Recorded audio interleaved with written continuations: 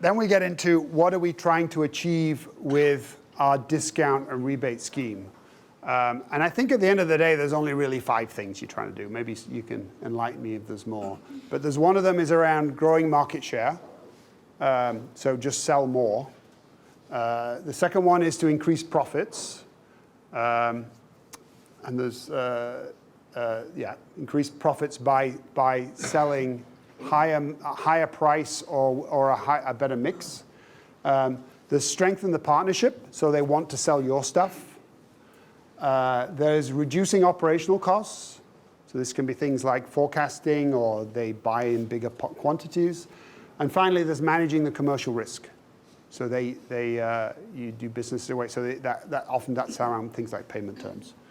So I think that's almost the full set of things you're trying to do with discounts and rebates, and mostly it's rebates.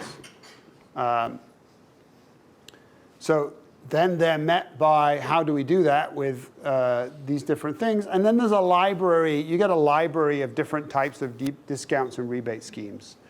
So I'm sure you have customers who have a big mess of this stuff.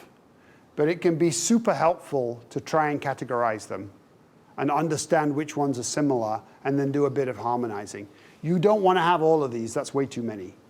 But if you've got a few of them, like order size should be reasonably standardized thing. Classification. Yeah, exactly.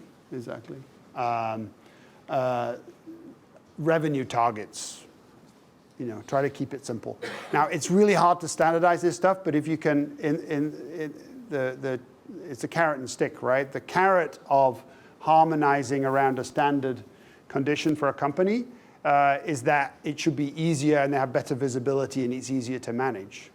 The stick, if you don't, is that it continues to be a manual process and it's really hard to know what's going on. So I always try to say, we'll set up some standard ones that you should try to push 80% of your business through. And then for the big customer, you're going to have a non-standard thing, and that's fine because, the Procter & Gamble's of the world can dictate what they want, so you have to meet them. But having an understanding of what the set of these looks like and cataloging them, there's some subtlety in it, but it's really powerful.